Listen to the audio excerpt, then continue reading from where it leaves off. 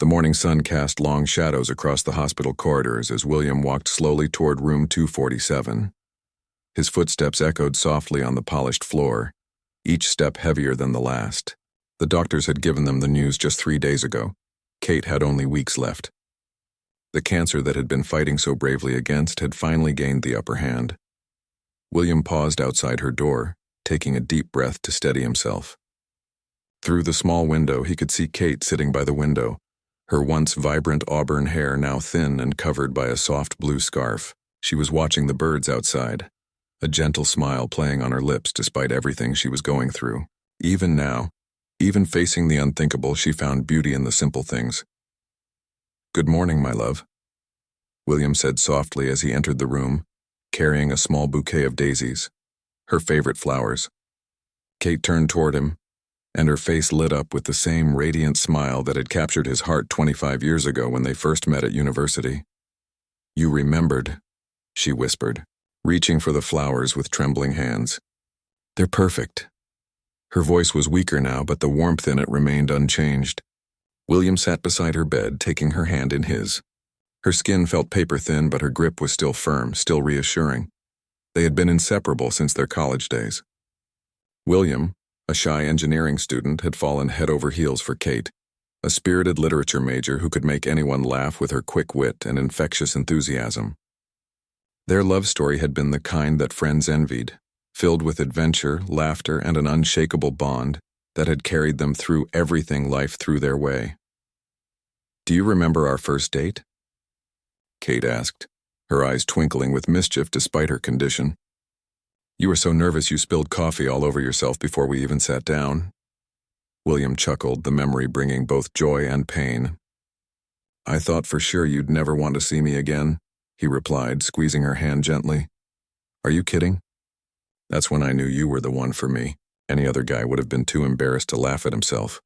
But you just grabbed some napkins and made a joke about it. That's when I fell in love with you, William. Right there in that little coffee shop on campus." As the morning progressed, they talked about their early days together. Kate reminded him of their weekend hiking trips, how they would pack simple sandwiches and explore the countryside for hours, talking about their dreams and plans for the future. She laughed as she recalled their first apartment, a tiny studio that barely fit their bed and a small table, but it had felt like a palace because they were together. "We were so poor back then," William said, shaking his head at the memory. "Remember how we used to split a single pizza for dinner and call it a feast?" Kate nodded, her eyes growing distant. "But we were rich in all the ways that mattered. We had each other, we had hope, and we had so many dreams." The conversation turned to their wedding day, 20 years ago in Kate's family church. It had been a small ceremony with just their closest friends and family, but Kate had looked absolutely radiant in her grandmother's vintage dress. William remembered how his hands had shaken as he placed the ring on her finger, not from nerves but from overwhelming joy. "I promise to love you in sickness and in health," William said quietly, his voice thick with emotion. "I meant every word of that promise, Kate, every single word." Tears began to form in Kate's eyes, but she smiled through them. "And you've kept that promise beautifully, my darling. Through every challenge, every setback, every moment of doubt, you've been my rock." They had faced their share of struggles over the years. There had been job losses, family deaths, and the heartbreak of being unable to have children despite years of trying. But through it all, their love had only grown stronger. They had learned to find joy in each other's company, to create their own little family of two, and to support each other through every storm. As lunchtime approached, a nurse came in to check on Kate's medications. She was a kind woman named Sarah who had been caring for Kate since her admission. "How are we doing today, sweethearts?" she asked with genuine warmth. Sarah had seen many couples face this situation, but there was something special about William and Kate that touched her heart. "We're remembering the good times," Kate replied with a weak but genuine smile. Sarah nodded knowingly. "That's the best medicine there is," she said gently before quietly leaving them alone again. After lunch, Kate grew tired and dozed fitfully while William sat beside her, holding her hand and watching her breathe. Each breath was precious now, each moment a gift he wanted to treasure forever. He thought about all the things they had planned to do together, the trips they wanted to take, the books they wanted to read, the sunsets they wanted to watch from their front porch when they retired. When Kate woke up in the late afternoon, she found William sketching in a small notebook. "What are you drawing?" she asked curiously. William showed her the page. It was a detailed drawing of her hands holding the daisies he had brought that morning. "I want to remember everything," he said simply. "Every detail, every moment." Kate's eyes filled with tears again, but they were tears of love, not sadness. "You have such a beautiful heart, William. That's what I'll miss most, your beautiful, generous heart." As evening approached and visiting hours came to an end, William prepared to leave reluctantly. He kissed Kate's forehead tenderly and promised to return first thing in the morning. "I love you more than all the stars in the sky," he whispered, their special phrase from all those years ago. "And I love you more than all the grains of sand on every beach," Kate whispered back, completing their ritual. As William walked down the hospital corridor, he carried with him the weight of their love and the knowledge that their time together was running out far too quickly. The next morning brought an unexpected visitor to Kate's hospital room. Dr. Martinez, Kate's oncologist, knocked gently before entering with a concerned expression. William had arrived early as promised and was sitting beside Kate, reading her favorite poetry book aloud when the doctor came in. "Good morning, Kate, William," Dr. Martinez said softly. She was a compassionate woman who had been treating Kate for the past 2 years, and both William and Kate had grown to trust and respect her deeply. "I wanted to talk with you both about Kate's condition and discuss some important decisions we need to make." Kate nodded slowly, her hand finding William's instinctively. They both knew this conversation was coming, but that didn't make it any easier to face. Dr. Martinez pulled up a chair and sat down, her manner gentle but direct. "Kate, the latest tests show that the cancer has progressed more rapidly than we hoped." "The treatments we've been using are no longer effective." William felt his heart sink even though they had been preparing for this news. Kate squeezed his hand tighter, drawing strength from his presence. "How long do I have?" she asked quietly, her voice steady despite the circumstances. Dr. Martinez took a deep breath. "Based on what we're seeing, I would estimate anywhere from 1 to 3 weeks. I'm so sorry I don't have better news for you both." The room fell silent for a moment as the reality of those words settled in. William struggled to process what he had just heard. 3 weeks at most. After 25 years together, they had just 3 weeks left. Kate, however, seemed to find a strange peace in finally having a definitive answer. "Thank you for being honest with us," Kate said to Dr. Martinez. "What are our options now?" The doctor explained that they could continue with palliative care to keep Kate as comfortable as possible, either in the hospital or at home with hospice support. The choice was entirely theirs. After Dr. Martinez left, William and Kate sat in contemplative silence. Finally, Kate spoke. "I want to go home, William. I want to spend whatever time I have left in our own space, surrounded by our memories." William nodded, though the thought of caring for Kate at home both scared and comforted him. "Whatever you want, my love. We'll make it work." The process of arranging for home hospice care took the rest of the day. Nurses would come to check on Kate twice daily, and they would have all the medical equipment needed to keep her comfortable. William threw himself into the logistics, grateful to have something practical to focus on while his heart was breaking. That evening, Kate's sister Emma arrived from across the country. Emma was 2 years younger than Kate and had always looked up to her big sister. When she saw Kate in the hospital bed, Emma's composure crumbled immediately. "Oh, Katie," she whispered, using the childhood nickname only she was allowed to use. "Don't cry, Em," Kate said gently, reaching out to embrace her sister. "I need you to be strong for me right now. There are things I need to tell you, things I need you to do after I'm gone." Emma wiped her tears and nodded, sitting down on the other side of Kate's bed. Kate began sharing her wishes with Emma and William. She wanted her memorial service to be a celebration of life, not a somber affair. She wanted people to wear bright colors and share happy memories. She had written letters for Emma's children, her nieces and nephews, to be given to them when they graduated from high school and when they got married. "I've also been working on something special for you," Kate said to William, her eyes sparkling with a hint of her old mischief. "But you'll have to wait until we get home to see it." William couldn't imagine what she might have prepared, but the thought that she had been planning something for him brought both comfort and fresh waves of sadness. The conversation turned to practical matters.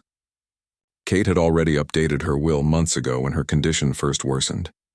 She wanted to be cremated and have her ashes scattered in the garden behind their house, where they had spent so many peaceful mornings drinking coffee and watching the sunrise together.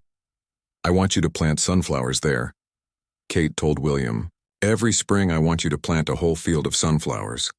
They always turn their faces toward the light, just like I want you to do. Promise me you'll keep looking for the light even when things seem dark." William's voice was thick with emotion as he promised. "I'll plant sunflowers every year. The whole backyard will be full of them." Kate smiled, satisfied with his promise. She knew William would need something to focus on, something that would connect him to her memory in a positive way. As the evening wore on, old friends began arriving. Kate's college roommate Sarah drove up from the city, and William's best friend Mark came straight from work still wearing his construction clothes. One by one, people who had been touched by Kate's warmth and kindness learned about her condition and came to say goodbye. Each visitor brought stories and memories that filled the room with laughter, despite the circumstances. Sarah reminded everyone about the time Kate organized a surprise birthday party for William and accidentally invited two different groups of friends to the same restaurant, creating a wonderful but chaotic evening that became legendary among their social circle. Mark shared the story of how Kate had been the one to convince him to propose to his wife Linda, coaching him through his nervousness and even helping him pick out the engagement ring. "Linda and I owe our marriage to Kate," he said with tears in his eyes. "She saw what we had before we even knew it ourselves." Kate listened to each story with joy, occasionally adding her own details or correcting funny exaggerations. William watched her face light up with each memory, and he realized something important. This wasn't just about saying goodbye. It was about celebrating the incredible impact Kate had made on so many lives. As visiting hours ended and friends began to leave, each person hugged Kate tightly and whispered private words of love and gratitude. The room gradually emptied until only William, Kate, and Emma remained. Emma stayed the night, sleeping in the uncomfortable hospital chair while William dozed fitfully beside Kate's bed, their hands intertwined even in sleep. 2 days later, William carefully helped Kate from the wheelchair into their car for the journey home. The hospice team had already set up a hospital bed in their living room, positioned so Kate could see out the large window that overlooked their garden. The autumn leaves were just beginning to turn, painting the yard in shades of gold and crimson that Kate had always loved. "It's perfect," Kate whispered as William settled her into the bed. The familiar surroundings seemed to give her new energy. Their home was filled with 20 years of memories, wedding photos on the mantel, books they had read together lining the shelves, and Kate's watercolor paintings hanging on every wall. This was where they belonged. Emma had taken a leave of absence from her job and would be staying to help William care for Kate. She bustled around the kitchen, preparing Kate's favorite soup while William adjusted the pillows behind Kate's head. "Look," Kate said softly, pointing toward the window. A red cardinal had landed on the bird feeder William had hung years ago. "He's welcoming me home." The first few days at home settled into a gentle routine. Mornings began with William reading the newspaper aloud to Kate while she sipped her tea. She was eating less now, but she still enjoyed the ritual of their morning routine. Emma would arrive with fresh flowers from the garden, and the three of them would spend hours looking through old photo albums and sharing memories. On the 4th day home, Kate revealed her surprise project to William. With Emma's help, she had been secretly working on a memory book filled with photos, letters, and mementos from their life together. Each page was carefully crafted with Kate's artistic touch, decorated with small watercolor paintings and her elegant handwriting. "Open it," Kate said, her eyes bright with anticipation despite her growing weakness. William's hands trembled as he turned to the first page. There was a photo from their first date, along with the coffee-stained napkin Kate had secretly kept all these years. Her handwriting beneath read, "The day I knew you were my forever." Page after page revealed treasures William didn't even know Kate had saved. Movie ticket stubs from their early dating days, a pressed flower from their first Valentine's Day bouquet, and a photo of their first apartment with Kate's note, "Where we learned that love makes any place feel like home." The book contained letters Kate had written to William for different occasions. One to be opened on their next wedding anniversary, another for his birthday, and several marked, "When you need to remember how much you are loved." Each letter was sealed in an envelope, giving William something to look forward to even after she was gone. This must have taken you months, William said, overwhelmed by the love and effort Kate had poured into this gift. I started it when I first got sick, Kate admitted. I wanted to make sure you had something to hold on to, something that would remind you of all our happy times together. As William continued through the book, he found pages dedicated to their travels together. There were photos from their honeymoon in Ireland, their anniversary trip to Italy, and their camping adventures in the national parks. Kate had written detailed descriptions of each journey, capturing not just the places they had visited but the feelings and discoveries they had shared. One page was dedicated to their ordinary moments that had meant the most to Kate. Photos of William making breakfast on Sunday mornings, of them working together in the garden, of quiet evenings reading by the fireplace. These are the moments I treasure most, Kate had written. The simple, everyday magic of doing life together. Near the end of the book, Kate had included pages for the future. There were blank spaces with prompts, like new adventures I hope you'll have and people I hope you'll meet.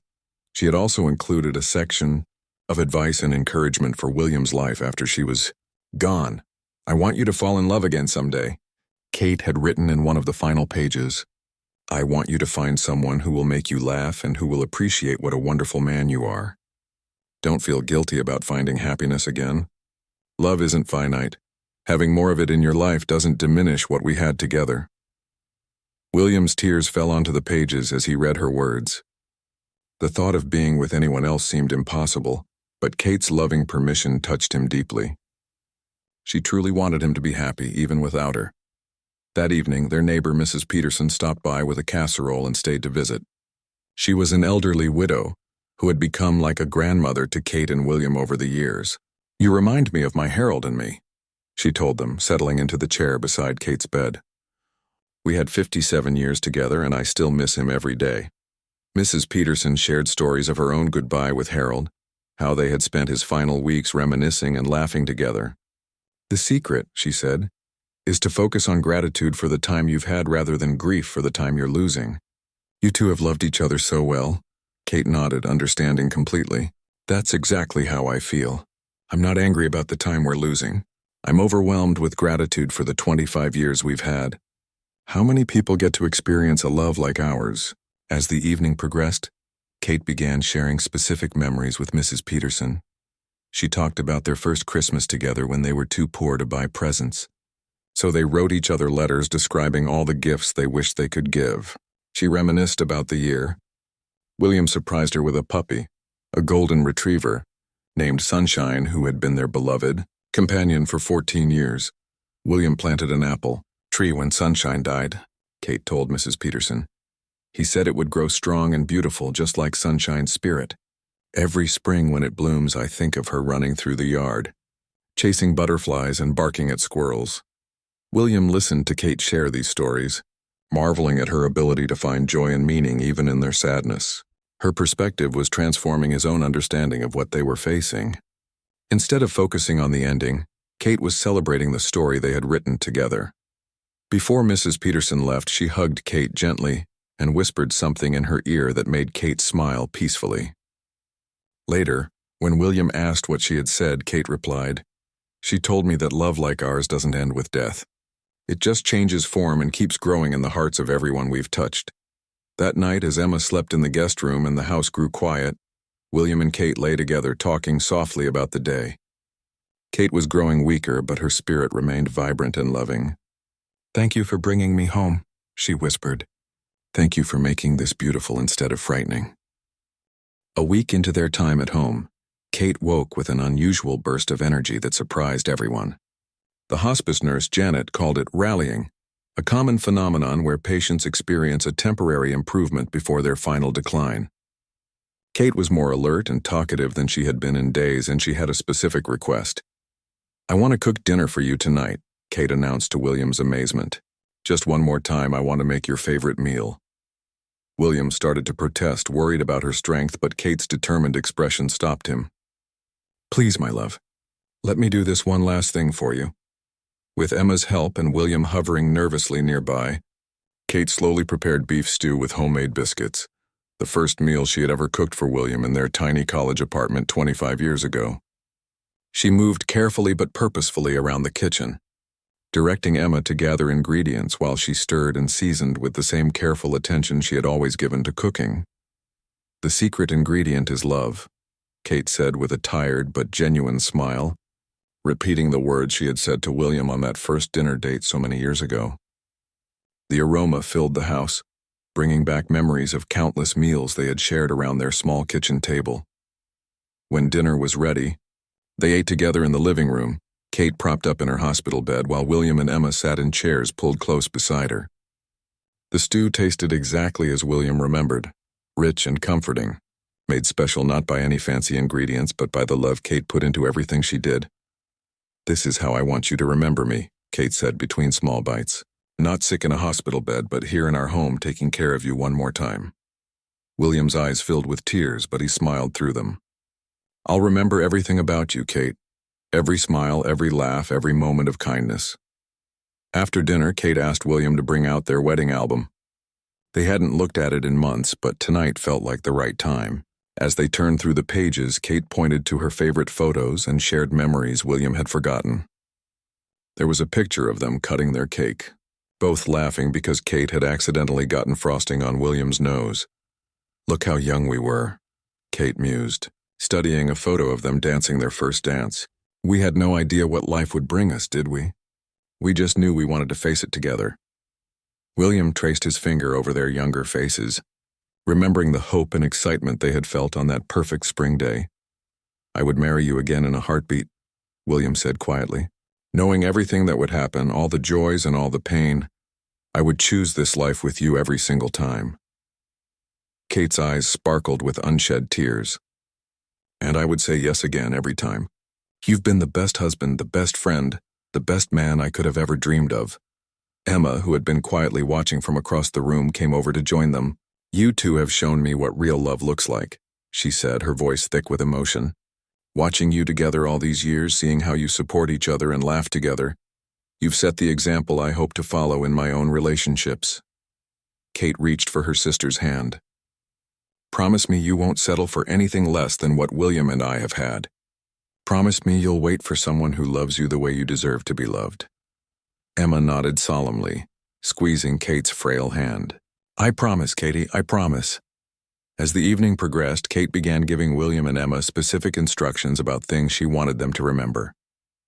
She told Emma where to find the recipes for all the family favorites, written in their grandmother's handwriting and tucked away in an old cookbook. She reminded William about the loose floorboard in the bedroom closet where she had hidden his Christmas and birthday presents for the past several years. "Don't open them too soon," Kate said with a mischievous grin. "I want you to have surprises to look forward to." The thought that Kate had been planning ahead, thinking about future celebrations even while battling her illness, touched William deeply. Even facing death, she was still trying to take care of him. Kate also asked William to promise that he would stay close to Emma and her family. "You're the brother she never had," Kate said. "Don't let my death drive you apart. You're going to need each other."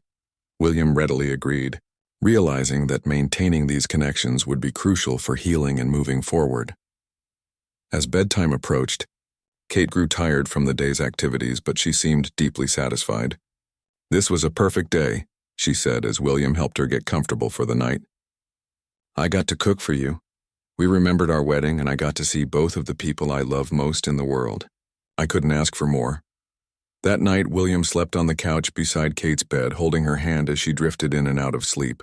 Several times during the night, she squeezed his hand and whispered, "I love you," as if she needed to make sure he heard it as many times as possible. Each time, William whispered back, "I love you too, more than anything in this world." The next morning brought a dramatic change. Kate's rally had ended, and she was noticeably weaker.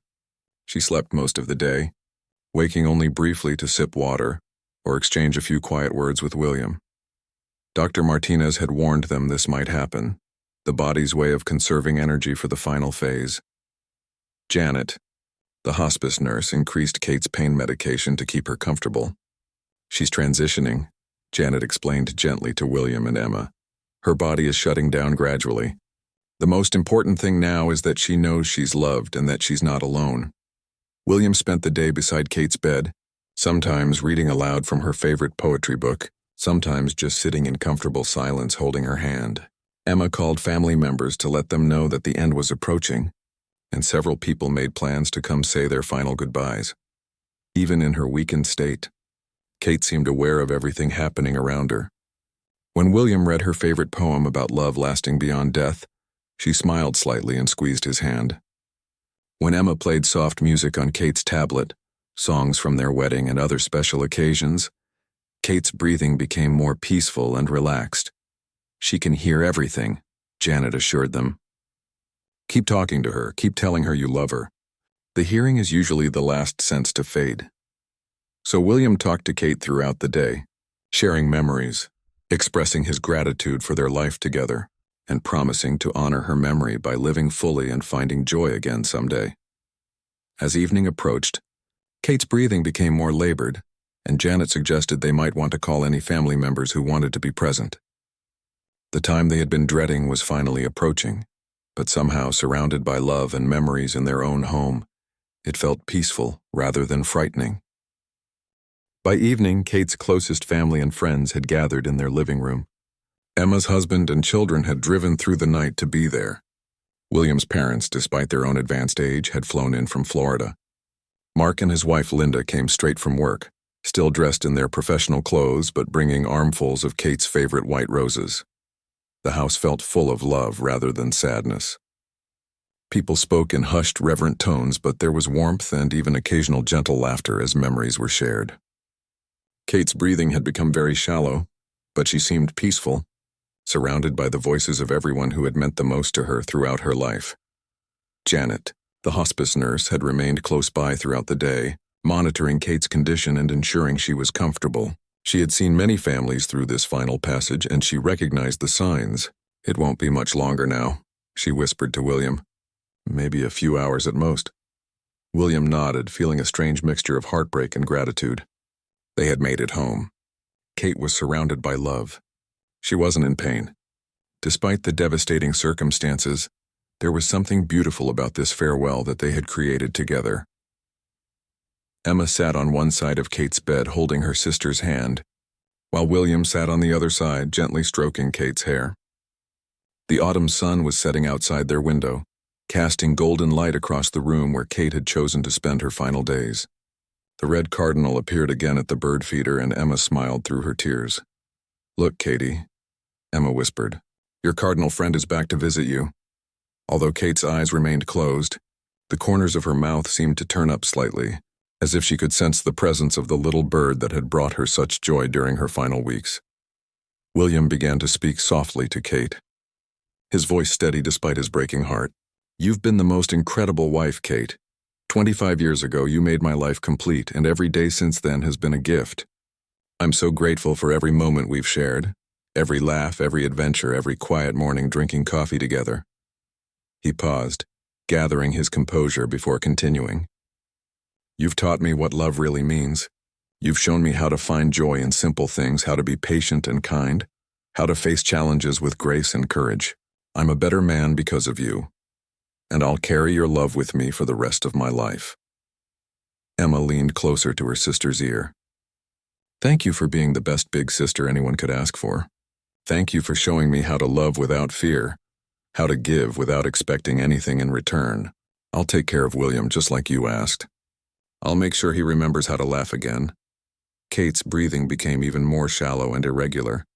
Janet checked her pulse and nodded to the family. "She's very close now. This is the time to say anything you need her to hear." The room fell into a reverent silence, broken only by whispered words of love and gratitude. William's parents approached the bed, his mother taking Kate's other hand.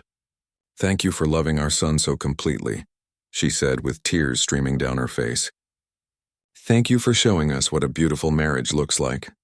You've been the daughter we always hoped for." One by one, each person in the room spoke their final words to Kate. Mark thanked her for her friendship and for helping him find the courage to propose to Linda. Linda shared how Kate had been like a sister to her, always offering support and encouragement. Emma's children, though young, seemed to understand the solemnity of the moment, and each gave their aunt a gentle kiss on the forehead. As the room grew quiet again, William noticed that Kate's breathing had become even more labored. He leaned close to her ear and began reciting their special phrase. I love you more than all the stars in the sky, Kate. More than all the grains of sand on every beach.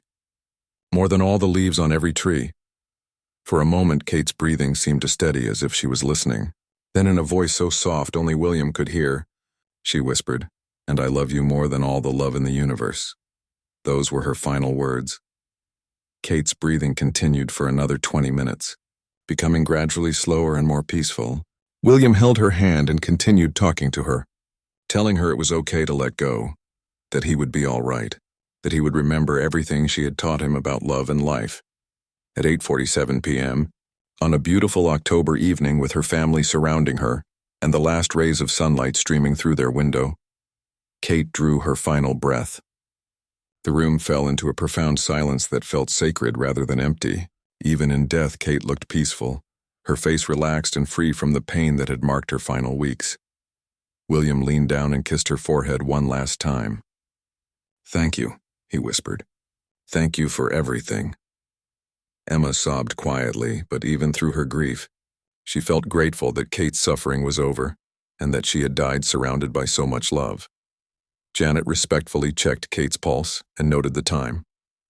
She had been with many families during similar moments, but there was something especially moving about the love that had filled this room. She's at peace now, Janet said gently. You gave her the most beautiful goodbye anyone could ask for. The family spent another hour with Kate, sharing final memories and beginning to process what had just happened. There was sadness, of course, but there was also a sense of completion. Kate had died as she had lived, surrounded by love, grace, and dignity. As friends and family began to leave, promising to return the next day to help with arrangements, William found himself alone with Kate for the first time since her death. He sat beside her bed in the quiet house, holding her hand that was already growing cold, and felt something he hadn't expected to feel in this moment. Profound gratitude. We did it, my love, he said softly. We loved each other completely. We faced this together, and you got to die at home surrounded by everyone who loves you. If this is how our story has to end, at least it's ending with love. Outside the window, the cardinal returned one more time, perching on the windowsill as if keeping vigil through the night. The morning after Kate's death brought a strange mixture of profound sadness and unexpected peace. William woke on the couch where he had spent the night, unwilling to leave Kate's side even after the funeral director had respectfully taken her body away in the early morning hours. The hospital bed was gone now, leaving the living room looking oddly empty, but somehow the house still felt filled with Kate's presence. Emma had stayed the night as well, sleeping in the guest room but waking every few hours to check on William. She found him in the kitchen at dawn, making coffee with shaking hands and staring out at the garden where Kate had asked to have her ashes scattered. How are you doing? She asked gently, though she knew the question was almost impossible to answer. I keep expecting her to walk into the room, William admitted, his voice hoarse from exhaustion and emotion. 25 years of waking up beside her, and I still can't quite believe. She's really gone. Emma poured herself a cup of coffee and sat beside him at the kitchen table where he and Kate had shared thousands of meals together. She would want you to eat something, Emma said gently, noticing that William looked like he hadn't eaten since Kate's final dinner 2 days ago. She began preparing toast and scrambled eggs, moving quietly around the familiar kitchen. The simple act of cooking breakfast felt both normal and surreal in the aftermath of such profound loss. As they ate in companionable silence, the phone began to ring with calls from friends and family who had heard the news. Emma took most of the calls, protecting William from having to repeat the story over and over. Each conversation brought offers of help, shared memories of Kate, and expressions of love that reminded them both how many lives Kate had touched during her 47 years. Around mid-morning, Janet, the hospice nurse, stopped by to check on William and collect the remaining medical equipment. She had seen hundreds of families through this transition, but she was particularly moved by the grace and love she had witnessed in Kate and William's farewell. You gave her exactly what she needed, Janet told William. She died knowing she was completely loved. I don't know how to do this without her, William confessed, his composure finally cracking. She was my compass, my best friend, my everything. How do you learn to live again when half of yourself is gone? Janet sat down across from him, her expression full of compassion born from experience. "You take it one day at a time," she said simply. "Some days you'll feel like you can't go on, and other days you'll surprise yourself by finding moments of peace or even joy. Grief isn't something you get over, it's something you learn to carry." But Kate's love doesn't die with her body. That becomes part of who you are forever. After Janet left, William and Emma began the difficult task of making funeral arrangements.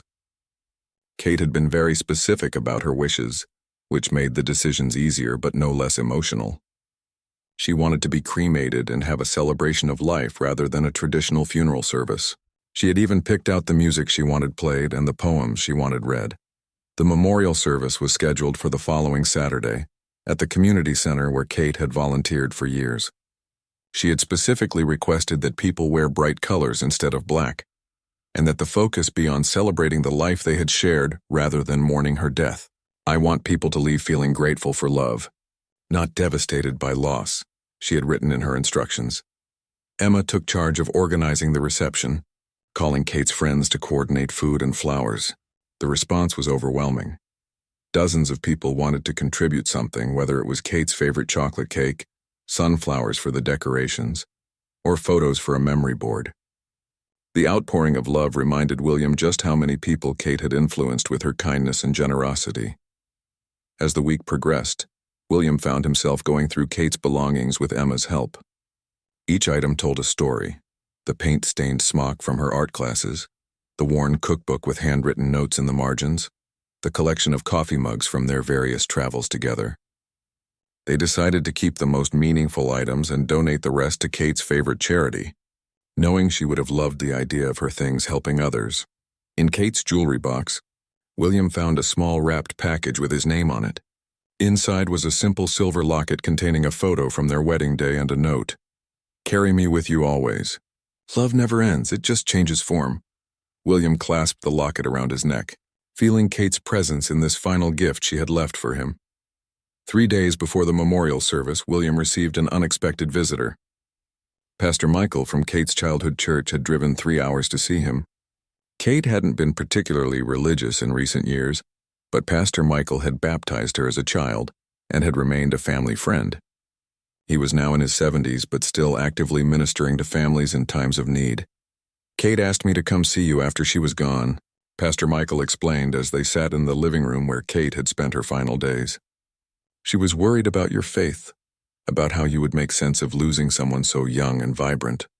She wanted me to remind you that love like yours is evidence of something divine in this world." William struggled with the conversation. He had never been as spiritual as Kate, and her death had shaken what little faith he had possessed. "How can a loving God take someone like Kate while she still had so much to give?" he asked, his voice filled with anger and confusion. Pastor Michael nodded understandingly. "I've been asked that question hundreds of times, and I don't have a satisfying answer. But I've learned that faith isn't about understanding God's timing. It's about trusting that love is the most powerful force in the universe. Kate's love for you doesn't end because her body failed. It becomes something eternal." They talked for hours about love, loss, faith, and the mystery of life and death. Pastor Michael didn't try to give easy answers or false comfort, but he helped William begin to process his grief in a way that honored both his pain and his love for Kate. When the elderly pastor left, William felt a small measure of peace beginning to grow alongside his sorrow. The night before Kate's memorial service, William sat alone in their bedroom, looking through the memory book Kate had created for him. He opened one of the sealed letters, the one marked, "When you need to remember how much you are loved." Kate's familiar handwriting filled 3 pages with specific memories of times William had shown love, kindness, and strength. She reminded him of his capacity for joy and encouraged him to believe that their love story, though cut short, had been complete and beautiful. "Don't let grief convince you that our story was tragic," Kate had written. "We got to love each other completely for 25 years.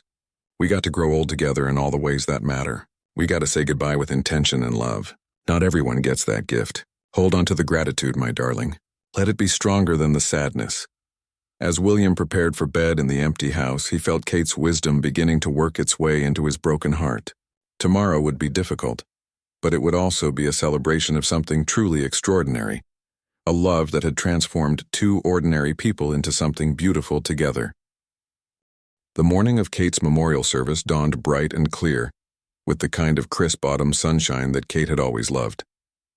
William woke early and found himself drawn to the garden where he would soon scatter her ashes. Standing among the fallen leaves in his pajamas and robe, he felt Kate's presence so strongly it almost took his breath away. "Help me get through today, my love," he whispered to the morning air. A gentle breeze stirred the leaves around his feet, and the red cardinal appeared once more, perching on the fence post as if responding to his prayer. William smiled through his tears, remembering Kate's belief that the cardinal was somehow special, somehow connected to their love story. Emma arrived early to help William prepare for the service. She had bought him a new tie in sunny yellow, Kate's favorite color, and together they looked through the memory book to choose photos for the display table. Every picture told a story of joy, adventure, and deep companionship that had sustained them through every season of their life together. "You look handsome," Emma said, as William adjusted his yellow tie in the mirror. "Kate would be so proud of how you're honoring her today." William nodded, feeling nervous about speaking at the service, but knowing Kate would expect him to celebrate their love rather than simply mourn her. Lost at the community center began filling early with people whose lives Kate had touched. Her former colleagues from the library where she had worked for 15 years came together, sharing stories of her gentle way with difficult patrons and her talent for recommending the perfect book for every reader. The art class she had taught at the senior center arrived in a group, carrying paintings they had created in her memory.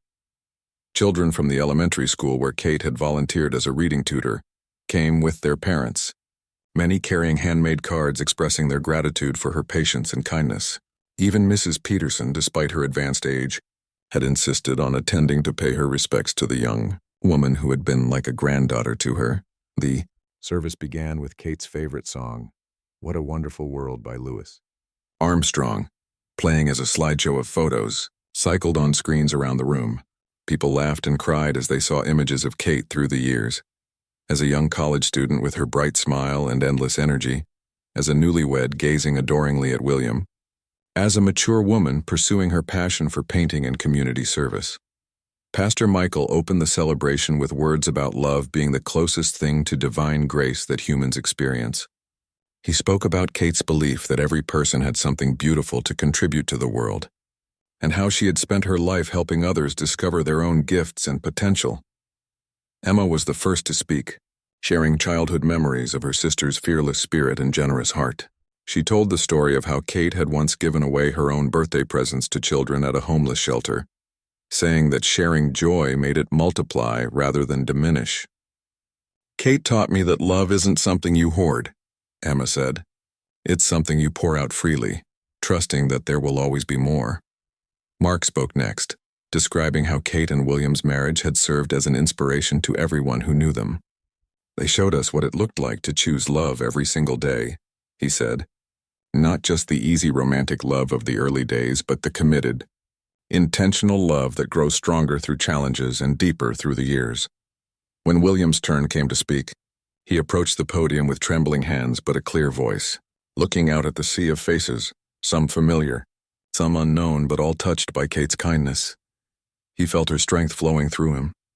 "Kate always said that our love story wasn't extraordinary because it was perfect," William began. "It was extraordinary because it was real. We had arguments and disappointments and struggles like every couple, but we also had something that sustained us through everything, an absolute commitment to choosing each other. Every day, no matter what life brought our way." He paused, gathering his composure as he looked at the photo of Kate displayed beside the podium, her radiant smile capturing the joy she had brought to every room she entered. "Kate didn't want this to be a sad day. She wanted you all to leave here inspired to love more deeply, to forgive more quickly, and to find joy in the ordinary moments that make life beautiful." William shared the story of their last dinner together, how Kate had insisted on cooking for him one final time despite her weakness. Even at the end, she was still taking care of me, still showing me what love looks like in action. "That's the Kate I want you to remember. Not the woman who was sick, but the woman who loved without limits and lived without fear." As William returned to his seat, there wasn't a dry eye in the room. But true to Kate's wishes, the atmosphere wasn't one of despair but of gratitude for having known someone who embodied the very best of human love and Compassion. The service continued with readings of Kate's favorite poetry and testimonials from people whose lives she had changed. A former student spoke about how Kate's encouragement had given her the confidence to pursue her dreams of becoming a teacher. A neighbor shared how Kate had organized meals and support when her husband was fighting cancer. Story after story revealed the quiet ways Kate had made the world brighter, simply by being herself. As the formal service concluded, people gathered around tables laden with Kate's favorite foods, sharing more memories and supporting each other in their grief. Children played in the adjoining playground, their laughter mixing with the conversations of adults. Exactly the kind of joyful noise Kate would have loved. Near the end of the reception, William found himself surrounded by a small group of Kate's closest friends. Sarah, her college roommate, handed him a thick envelope. "Kate asked me to give this to you today," she said with tears in her eyes. Inside was a final letter from Kate, marked, "To be opened after my celebration of life." William excused himself and stepped outside to read Kate's final message privately. In her familiar handwriting, she had written, "My dearest William, if you're reading this, it means you've gotten through the hardest day. I'm so proud of you for celebrating our love instead of just mourning my death. Now comes the real challenge, learning to live fully again while carrying me in your heart." The letter continued for several pages, filled with Kate's hopes for William's future, her gratitude for their life together, and her absolute certainty that love like theirs transcends physical death. "I will always be with you," she concluded. "In every sunrise you watch, every act of kindness you perform, every moment of joy you allow yourself to feel. Our love story doesn't end here, William. It just enters a new chapter where love becomes memory, and memory becomes the foundation for whatever beautiful things come next." As William rejoined the reception, he felt a profound shift in his understanding of what they had just experienced. This wasn't an ending, it was a transition. Kate's physical presence was gone, but her love, her influence, and her spirit would continue to ripple outward through every life she had touched. 6 months later, William stood in his backyard planting sunflowers as he had promised Kate he would do. Emma's children helped him, their small hands carefully placing seeds in the rich soil. As they worked together in the spring sunshine, William felt Kate's presence in the laughter of the children, in the warmth of the sun on his face, and in the hope represented by those tiny seeds that would grow into something beautiful. The red cardinal watched from the fence post, and William smiled, finally understanding what Kate had known all along. Love never really ends. It just finds new ways to bloom.